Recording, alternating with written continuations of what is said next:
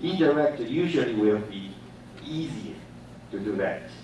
So it's kind of the software power as well. And also, to the economy, this issue, recently it's a hot issue about FTA, okay, free trade agreement.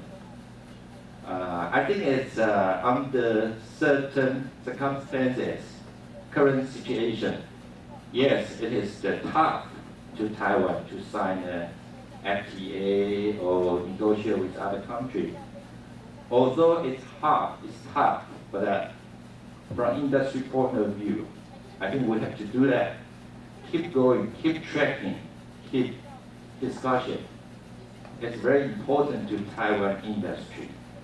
I wouldn't say that's the only way, but I think it's a very important way to build up those relationships.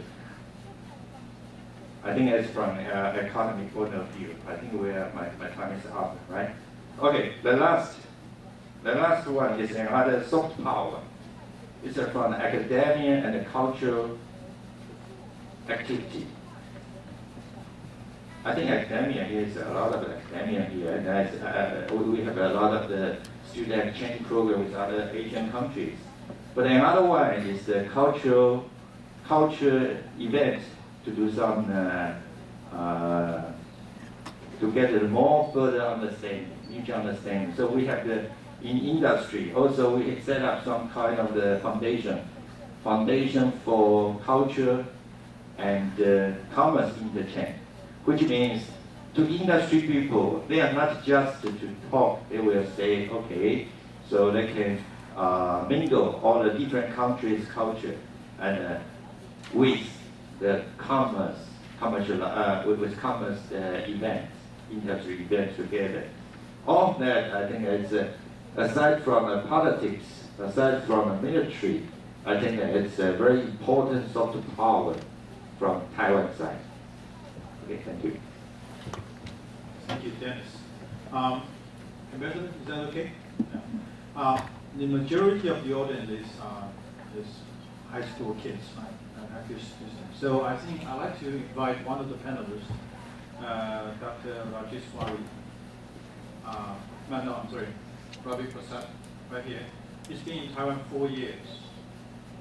And I want him to talk to you about how you see the young man in India and the young persons in Taiwan. How do you see that? Thank you, Chairman. That's a wrong. It has been close to 4 years since I have been here. And if I was to compare students like you with students in India, I actually don't see any difference. The only difference I see is Indian students ask too many questions.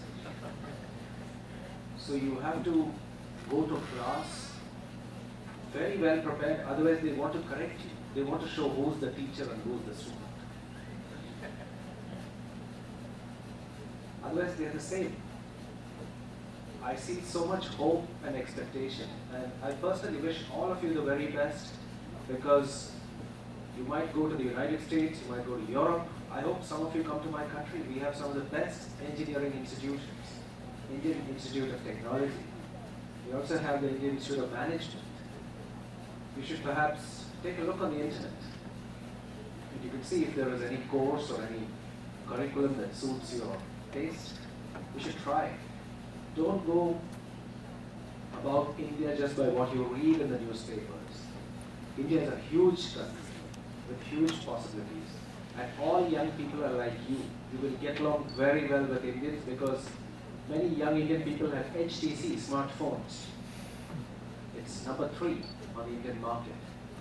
So that is how people know Taiwan to begin with.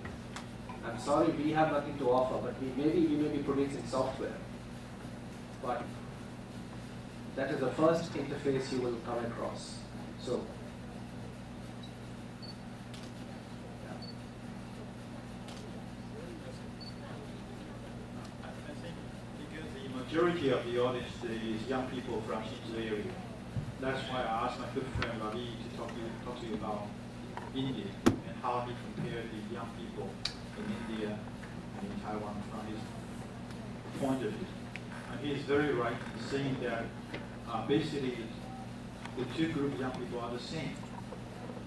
You're smart, you're aspiring, but the only difference is the young people in India, especially in college or in high school, they are far more active and they are very curious about everything. They ask a lot of questions, and too often they ask too many questions, so the 50 minutes expire easily.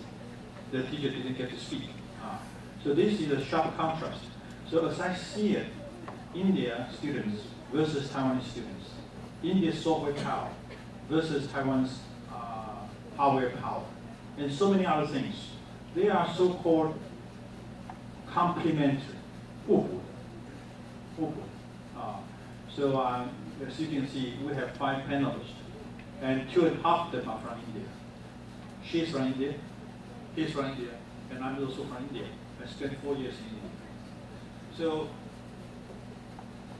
sometimes it may be a good idea to take the road that is less traveled by. 走人少走的路啊，也许是一个很好的方法。We have been talking about China very, very often. You open you read newspapers, you turn on the TV. Many of the things is China. China is becoming very competitive. On the other side of China is India. 1.2 billion people there. Lots of opportunities. And I would say, when I was in India, I always said to my Indian friends, not as a gesture of making them feel good. It is a reality. I always say, Taiwanese people are more like Indian people than Taiwanese people are like the Chinese people. 台湾人与印度人的相似度，比台湾人与大陆学生的大人的相似度还要来得高。这点呢，我很难让你们体会到，但你们可以去试试看。那么 India is a complementary market for Taiwan, and vice versa. When you want to be in business, the first thing to look at is not technology. It's not manpower. It's not material. It's not. The first you look at is market. The Indian market and the Taiwanese market, they are perfectly complementary. 他们是完全互补。所以India. Now you are meeting 2 Indian people on the panel, may indicate a new area that you might not have thought before. That is why Ravi has spent 4 years right here in Taiwan with Tsinghua University. And my good friend, Raji has been coming back to Taiwan constantly. So take the road less traveled by. 我们讲走人少走的路。This may be your first encounter with India, with 2 Indian professors right here. But this is not the end. This is only the beginning. 这是插播了插播，突然讲这些事情。Now, 我的角色是 moderator, 不是 speaker, right? So what should we do next? Ambassador, what should we do next? Really? 有没有更多的问题？来，你用中文讲就可以了。Okay, so I believe the audience, our students, try our best to improve like the issue that you mentioned, and I'd like to ask, like Dr. Harris just mentioned about the Asian problem. I believe there's lots of the region unions in the internationals, and like the Europe Union, the Asian and the African Union. There's lots of them, and I was wondering that that you mentioned the member countries in ASEAN can gather together as one power to fight against like elephants like China or I'm wondering that if it's the freedom of the democracy caused this situation, because we know that like the Europe unions they've done a really good job at gathering together and doing things on every part, like the economy or policies. But yeah, I was thinking that if those countries, like as the East, South Asia countries, especially the member countries in ASEAN, have the background democracies to the rulers or the rural class, this situation could be changed. Like they can gather together as one, as like the European Union. So I think that's an issue that we can go further to.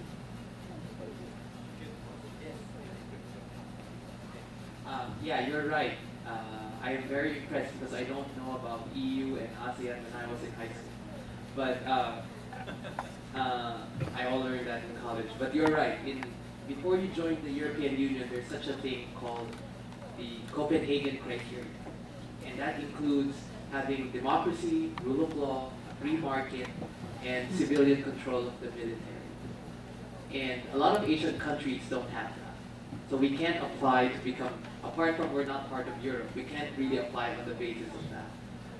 ASEAN, Association of Southeast Asian Nations, unfortunately, do not have such membership criteria. And when it was founded, it was really founded by leaders who don't really like democracy. Lee Kuan Yew, Mahathir Mohamad, Suharto, Ferdinand Marcos, and the United Government of Vietnam. So democracy has, even if you see democracy in all of the documents signed by ASEAN member states, which is ironic, it's all rhetoric, it's all on paper, but not on substance. Because the organization itself still